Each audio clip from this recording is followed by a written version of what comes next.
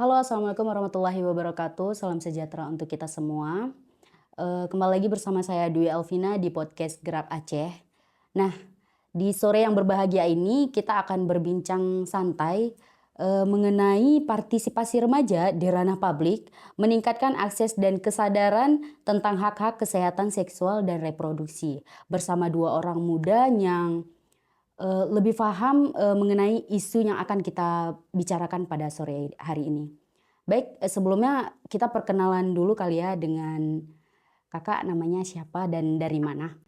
Baik, perkenalkan nama saya Jamali Diana, biasanya dipanggil Diana, saat ini sebagai Youth Centernya PKBI Aceh. Oke, di sini ada Kak Diana dari PKBI ya Kak ya. Iya. PKBI itu adalah Perkumpulan Keluarga Berencana Indonesia. Baik, selanjutnya dari Abang. Ya, terima kasih Dewi. Perkenalkan saya Rizky Amanda. Saya juga dari Kamu Demres, Koalisi Anak Muda Demokrasi Resilient. Jadi kita komunitas orang muda yang fokus tentang isu-isu ketahanan demokrasi di Aceh. Oke, baik. Nah, mengenai partisipasi remaja dalam meningkatkan kesadaran tentang hak kesehatan seksual dan reproduksi nih. Sepertinya kita bisa berdiskusi atau mendapatkan banyak wawasan melalui forum atau pelatihan, atau mungkin seperti podcast yang sekarang kita lakukan, berbincang dengan orang muda yang paham dengan isu yang akan kita bahas hari ini. Nah, keterlibatan ini juga membantu mengatasi diskriminasi orang muda tentang isu kesehatan reproduksi dan seksual. Nah, yang seringkali terabaikan mungkin ya Bang, ataupun Kak Diana. Nah, dengan menciptakan ruang aman untuk berdiskusi, remaja ataupun orang muda dapat lebih efektif dalam memperjuangkan hak-hak mereka di masyarakat. Nah, mungkin saya langsung tanya ke Kak Diana dulu ya. Apa saja sih hal yang mendorong PKBI Aceh untuk fokus pada isu kesehatan seksual dan reproduksi di kalangan orang muda atau remaja sekalipun? Baik, yang mendorong PKBI Aceh untuk fokus pada isu kesehatan reproduksi di kalangan remaja, yaitu pada tahun 1957 ini karena banyaknya angka kematian pada ibu dan anak yang menyebabkan para tokoh masyarakat dan juga para pemangku kepentingan lainnya itu merasakan keresahan. Nah, dari situlah dibentuklah sebuah organisasi non-pemerintahan yang disebut dengan PKBI atau Perkumpulan Keluarga Berencana Indonesia. Oh, oke. Eh, Terus menurut Kak Diana sendiri nih dari PKBI, apa ada ataupun apa saja tantangan yang sering terjadi ketika dalam menghadapi mengakses informasi dan layanan terkait kesehatan seksual dan reproduksi di Aceh sendiri? Itu tantangannya apa-apa aja ketika kalian turun ke lapangan? Baik, PKBI Aceh, khususnya di Aceh itu kami masih kesulitan atau mempunyai tantangan yang terbesar yaitu tentang bagaimana perspektif masyarakat di sini itu untuk mengakses layanan terkait dengan isu kesehatan seksual dan juga isu reproduksi pada remaja ini masih sangat tabu. Oke. Dari Kamu Demres sendiri nih Bang, eh, Kamu Demres memiliki fokus pada peran anak muda dalam ketahanan demokrasi yang jelasnya. Dan apa saja yang menjadi tantangan utama yang mendorong partisipasi anak muda di ranah politik dan demokrasi di Indonesia ini? Atau mungkin di Aceh dulu kali. Baik, terima kasih Dewi.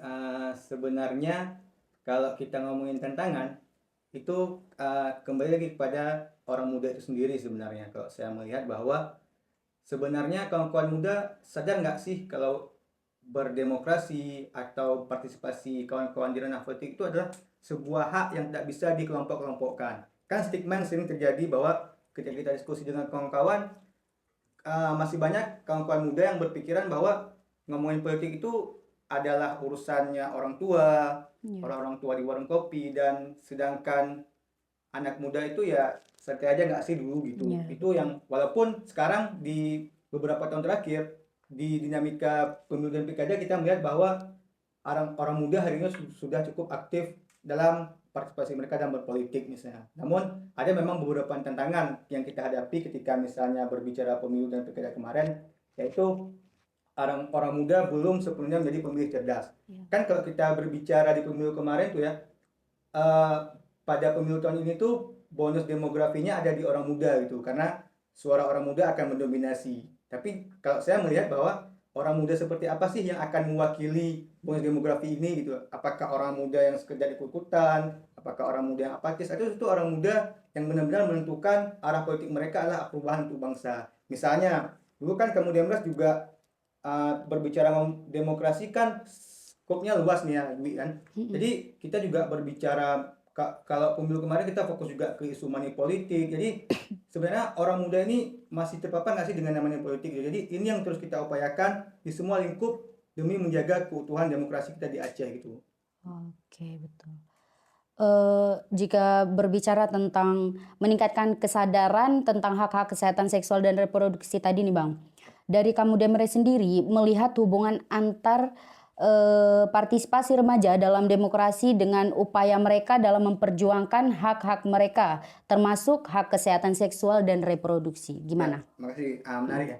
Makanya kenapa di awal saya bilang bahwa kita kaum muda ini harus sadar bahwa ini hak kita loh sebenarnya gitu. Jadi gini sebenarnya, ketika kita berbicara kesadaran hak kesehatan reproduksi remaja juga nggak lepas dari yang namanya demokrasi kan sebenarnya. Jadi kita harus paham dulu. Jadi kita menuntut hak ketika kebijakan ini tidak sesuai dengan apa yang kita pikirkan selama ini. Jadi memang tantangannya adalah di kita, di stigma di masyarakat Aceh bahwa masih banyak ketika ngomongin kesehatan reproduksi, edukasi seksual, itu adalah kayak Diana bilang tadi masih hal tabu sebenarnya. Jadi sebenarnya ini hal penting kan. Jadi kayak misalnya contoh, anak-anak remaja zaman sekarang atau kita bilang orang muda itu masih nyaman curhat ataupun masih terbuka dengan sahabatnya misalnya, atau dengan lawan jenisnya misalnya, dengan abang-abangan di luar sana, ketimbang harus mengkonsultasikan masalah kesehatan reproduksinya dengan orang tua misalnya. Dan ini masih menjadi PR dan problematik yang kita tidak bisa pungkiri masih terjadi hari ini gitu. Sebenarnya kan lebih bagus kawan-kawan muda hari ini ketika ada masalah kesehatan reproduksi misalnya, ada gangguan menstruasi, kan lebih nyaman diskusi dengan orang tua, dengan ibu. Tapi kan ada hari ini yang saya lihat bahwa ya seperti tadi, bahwa kawan-kawan lebih nyaman curhat dengan kawannya, dengan sahabatnya, dengan berbagai hal yang saya tidak tahu, tapi itu yang terjadi hari ini dan ini yang harus kita benahi menurut saya. Betul sekali Bang. Oke, dari PKBI lagi nih, bagaimana peran PKBI dalam mendukung partisipasi remaja dalam pengambilan keputusan terkait hak kesehatan seksual dan reproduksi? Baik, tentunya di sini PKBI Aceh berupaya untuk mengedukasi para remaja yang ada di Aceh dengan maksimal, supaya mereka semua memahami nih hak-hak yang seharusnya hak mereka. Dan juga kami PKBI Aceh juga berperan aktif serta di berbagai program seperti pelatihan kepemimpinan, lokakarya, dan juga kampanye. Selain itu kami juga bekerja sama dengan lembaga pemerintahan dan juga non-pemerintahan untuk menyuarakan segala bentuk isu-isu kesehatan seksualitas dan juga isu-isu tentang kesehatan reproduksi. Oke, berbicara tentang edukasi nih yang kakak bahas tadi, berarti kan PKBI sendiri sudah menjalankan hal-hal yang dapat mengedukasi masyarakat ataupun remaja orang muda yang ada di Aceh. Nah, apa saja upaya yang telah dilakukan PKBI sendiri atau PKBI Aceh untuk mengatasi stigma dan tabu seputaran pembicaraan mengenai seksualitas di kalangan remaja Aceh? Tentunya kami PKBI Aceh senantiasa berupaya dalam mengatasi stigma melalui pendidikan berbasis hak, yang mana mendorong para remaja untuk berbicara terbuka dan juga berbicara dengan jujur mengenai masalah yang mereka hadapi. PKBI Aceh sendiri juga aktif dalam mengadakan kampanye-kampanye seputaran kesehatan untuk mengedukasi masyarakat luas, termasuk orang tua dan juga guru, agar lebih terbuka dalam membicarakan kesehatan seksual dan juga reproduksi. Ini semua penting untuk menciptakan ruang yang aman bagi remaja untuk bertanya dan juga belajar, Kak. Oke. Eh, Selanjutnya ke kamu Demres lagi nih Bang. Bagaimana kamu Demres selaku komunitas orang muda melihat tingginya kekerasan seksual terhadap perempuan dan anak di Aceh? Karena kan belakangan ini ada banyaknya isu yang tersebar mengenai pelecehan seksual terhadap anak dan perempuan di Aceh ini. Gimana Bang? Oke, singkat saja. Iya Bang, boleh. Ya, kalau misalnya saya bisa dikagem ya, saya menjawab, oke, singkat saja, resah, paham, gitu. Jadi, Benar sekali. artinya begini, kita berbicara hari ini, rahasia umum menurut saya bahwa Aceh adalah hari ini sangat tinggi kasus kekerasan seksual di Aceh. Dan Ya, kita betul, Kamtibmas betul. juga sangat vokal dalam mengadvokasikan hal ini. Itu seperti misalnya beberapa waktu lalu kita juga mengadvokasikan kasus kekerasan seksual yang terjadi oleh seorang kakek ke cucunya gitu. Iya benar. Nah, ini resah ya kita rasakan selaku komunitas orang muda hari ini. Karena begini, ada stigma menarik juga sebenarnya bagi kita Aceh, karena kita itu adalah negeri syariat. Ya. Aceh negeri syariat. Kalau bagi orang luar nih ya, Wi, ya, Aceh itu orangnya pakaian tertutup, beda dengan di luar sana yang mungkin ada, mohon maaf, perempuan masih pakai rok mini jalanan orang biasa aja, tapi Aceh loh ceritanya. Jadi masih kenapa Aceh dengan orang bilang negeri syariat masih terjadi tingkat kekerasan seksual yang tinggi. Ini yang sangat miris dan kita sayangkan. Dan kemudian kawan-kawan juga saya melihat bahwa polanya adalah yang paling mengerikan hari ini adalah bahwa di Aceh itu kekerasan seksualnya terjadi dalam lingkungan terdekat. Misalnya kakek ke cucu, ayah ke anak. Jadi ruang aman bagi anak itu nggak ada lagi itu. Kemudian juga beberapa bulan juga viral misalnya di lembaga pendidikan misalnya, Ustadz ke muridnya, Iya guru benar. ke muridnya. Jadi ini yang sangat kita sayangkan, yang harusnya juga, jadi hari ini orang tua juga resah ketika menitipkan anaknya di lembaga pendidikan, juga hari ini resah gitu, maksudnya dengan berbagai kasus yang terjadi hari ini, yang kalau saya nih ya Wi, ya misalnya dari dulu, misalnya dari kecil mendengar kasus-kasus ini cuma dari televisi, dari informasi berita, tapi hari ini terjadi di lingkungan kita loh kawan-kawan sebenarnya. Jadi hari ini di Aceh, dan ini sangat disayangkan. Dan menjadi, kalau menurut saya, nggak cuma komunitas orang muda, komunitas apapun, semua harus berkolaborasi bahwa ini jadi PR kita bersama yang harus diperbaiki agar memberikan ruang yang aman bagi anak dan perempuan, agar kekerasan seksual di Aceh itu turun lah istilahnya kita bilang. Jadi ini memang benar-benar keresahan kita kawan-kawan muda Mbras yang sering melakukan diskusi, apa sih peran yang bisa dilakukan kawan-kawan muda untuk mengkampanyekan dan mengedukasikan masyarakat untuk anti kekerasan seksual ini. Oke. Dari kamu Demres sendiri, jadi dari kamu Demres sendiri nih Bang, sejauh mana orang muda harus berperan aktif dan terlibat dalam menyuarakan hak-hak korban pelecehan seksual ini? Ya, kalau bicara sejauh mana, ya memang harus jauh sebenarnya. Mungkin begini,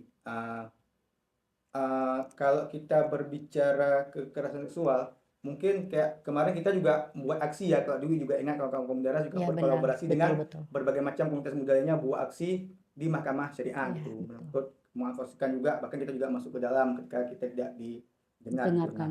kemudian yang menjadi tantangan kemarin adalah ketika kita ajak teman-teman, banyak yang nggak peduli, dan mungkin saya melihat bahwa mereka merasa nggak penting, bukan nggak penting ya, gimana ya?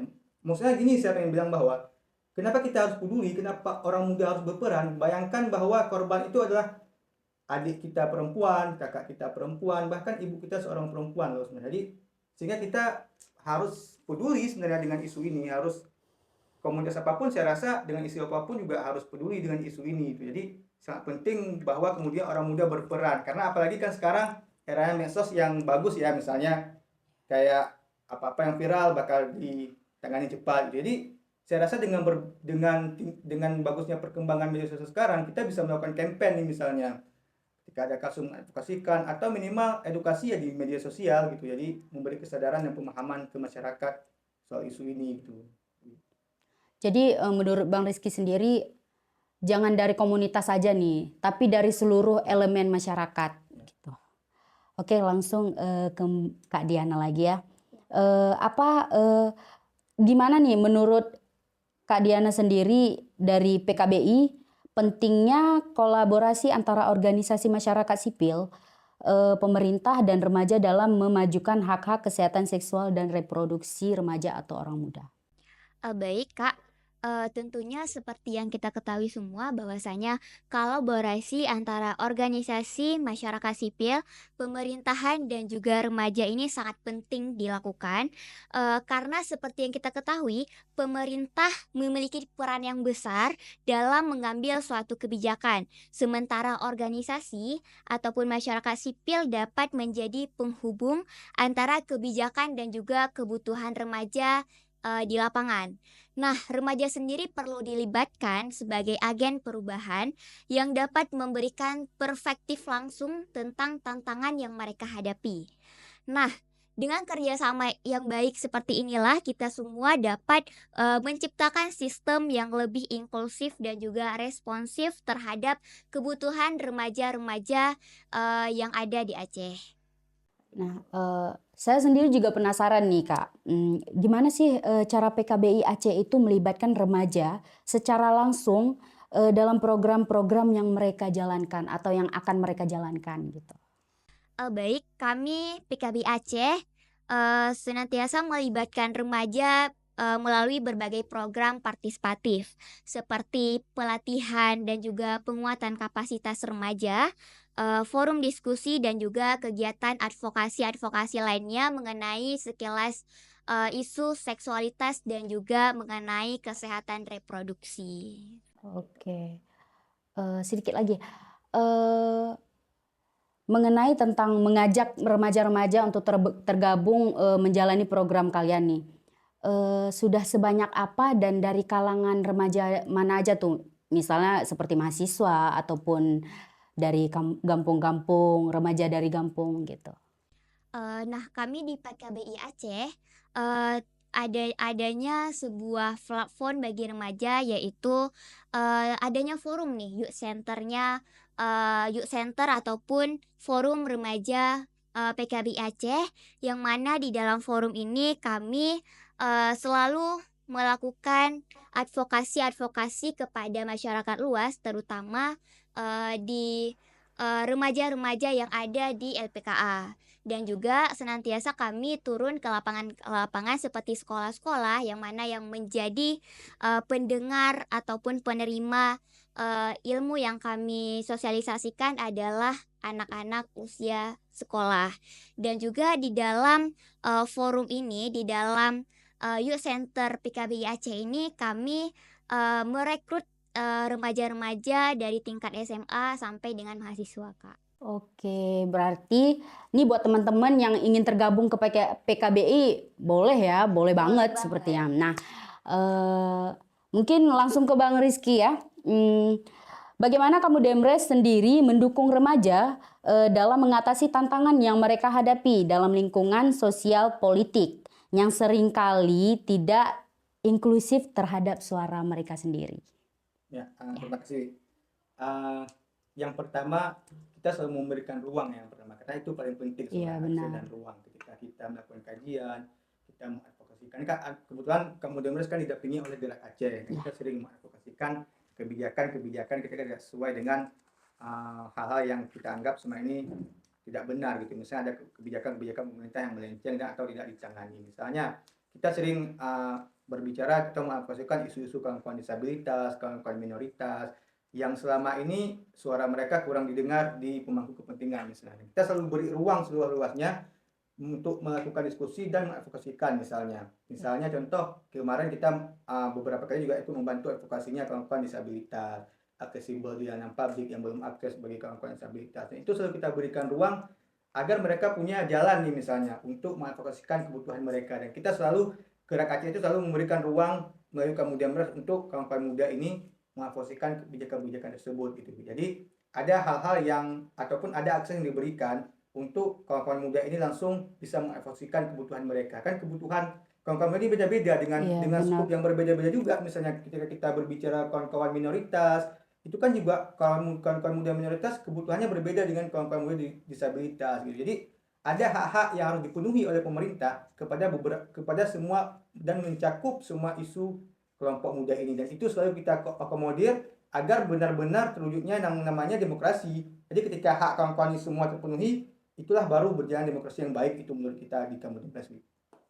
Oke, yang terakhir nih Bang Rizky Amanda dari Kamu Dempres, apa pesan Kamu Dempres untuk remaja khususnya yang di Aceh yang ingin lebih terlibat dalam isu-isu publik tetapi merasa tidak memiliki akses atau platform yang cukup untuk menyuarakan pendapat mereka sendiri?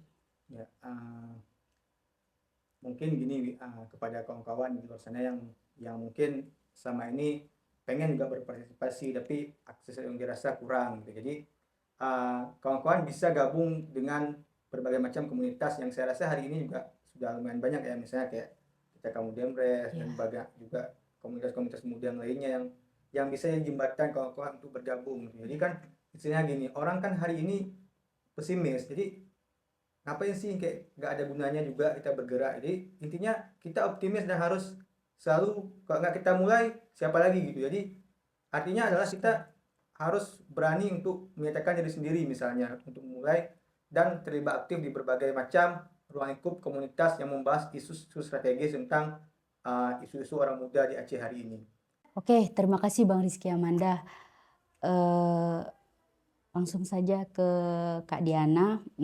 Apa saja harapan PKBI sendiri untuk masa depan partisipasi remaja dalam demokrasi dan hak-hak kesehatan seksual dan reproduksi di Indonesia atau terkhususnya di Aceh dulu? Oke Kak, jadi harapan kami PKBI Aceh adalah bahwa remaja seharusnya semakin memiliki peran aktif dalam menentukan kebijakan yang berhubungan dengan kehidupan mereka. Termasuk dari situ semua, termasuk kesehatan seksual dan juga reproduksi.